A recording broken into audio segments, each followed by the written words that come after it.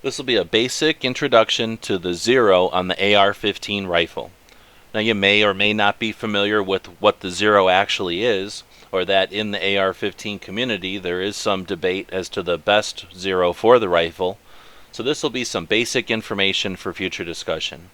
We'll take a look at the definition of a Zero, as well as 5 of the most common or most popular Zeros for the AR-15. Most basically, the Zero is the point of aim being equal to the point of impact on a target at a certain distance. And we'll take a look at that in more depth.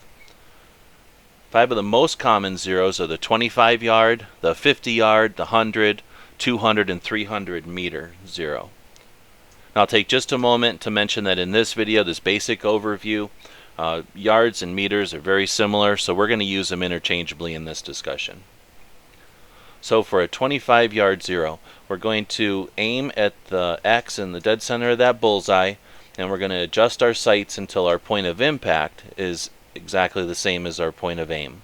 And it would be the same if we moved out to 50 yards and we were aiming at that X in the center.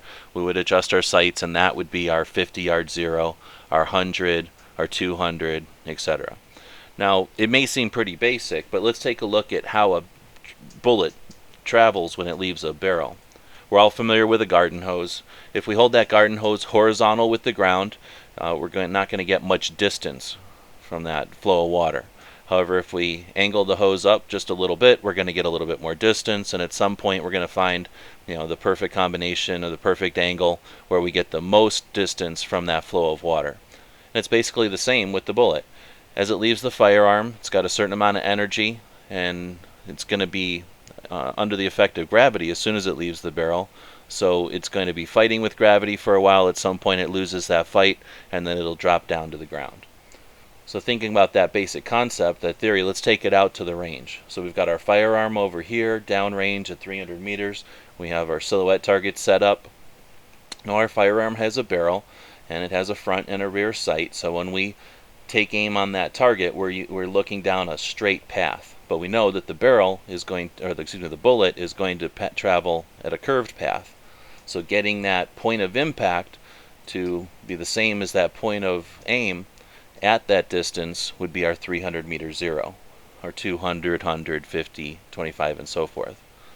So now that we've got that basic concept of the Zero down, we're going to take a look at how people describe the Zero or how they compare the different Zeros. And we're usually going to look at either a silhouette with a bunch of different hits with some sort of a key to tell us at what distance those hits were, or we're going to see some sort of graph like this, which is basically telling us the same information but in a different way. It can be pretty confusing, but you can see that when you compare the 25-yard or the 50-yard or the 100 or 200 and 300 Zeros, you can see that each of these curves is a little different. The patterns on the target are a little bit different, but again, what is that information telling us? So let's take a little closer look. So let's use the 25-yard Zero. It's got a pretty dramatic curve, good hit pattern, so I think it'll be the best for illustration. First, let's get rid of all the data points and take a look at the underlying grid that we're working with. Now, it's definitely out of proportion. We're talking about 500 yards this way on the bottom, but we're only talking about 2 feet here. We're 12 inches up, 10 inches down on the left side. So to make that a little easier to perceive, I'm going to stretch that out. So now it's the brick wall going down the side of a shooting range. We're standing here at 0, goes out to 500 yards. That's a little bit out of perspective still, because again, we're still only talking about 12 inches up and 10 inches down. But let's take a look and see if we can't figure out what some of this data is. So we're going to throw some targets up at each of the different distances, 25, 50, 75, all the way down, and let's start shooting. So this is a 25-yard Zero, so at 25 yards our hit is dead center where we were aiming. However, we know that even though our line of sight is straight down, we know that the bullet is going to travel a different path. So if we had another cardboard set out at 50 yards, that bullet is going to be on its way up, so that second hit is going to be just a hair higher on the target than that first hit was. Again, if we look at the 75-yard cardboard, it's now a hit even higher. 100 yards is even higher, and finally at 200 yards it's reached pretty much the top of its trajectory, and we get a hit up in the neck or 9 inches high on this target. Out at 300, the bullet's starting to drop. It's losing its fight with gravity, and now it's down quite a ways. Again, 400, it's dropped even more, and at 500, it's missed the target, and it's about 24 inches down, or at the target's knees. So that gives us an idea of how that bullet is traveling compared to our line of sight.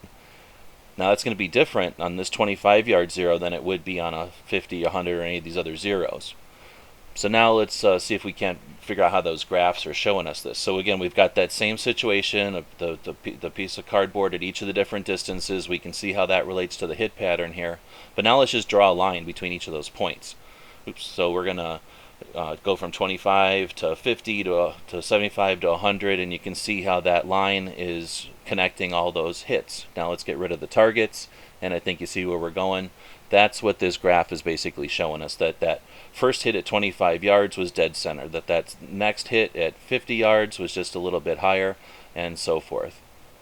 So let's take a look at the 50-yard zero, and it's obviously a much different pattern on the target there. We're seeing a different graph. The 100-yard zero, 200, and 300. So hopefully that will give you some information about what we're looking at in these graphs when you see them online. And again, this was just a basic introduction. We'll do more videos in the future.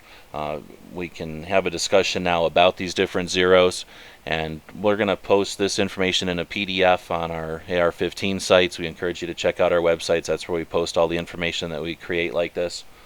As always, thanks for watching.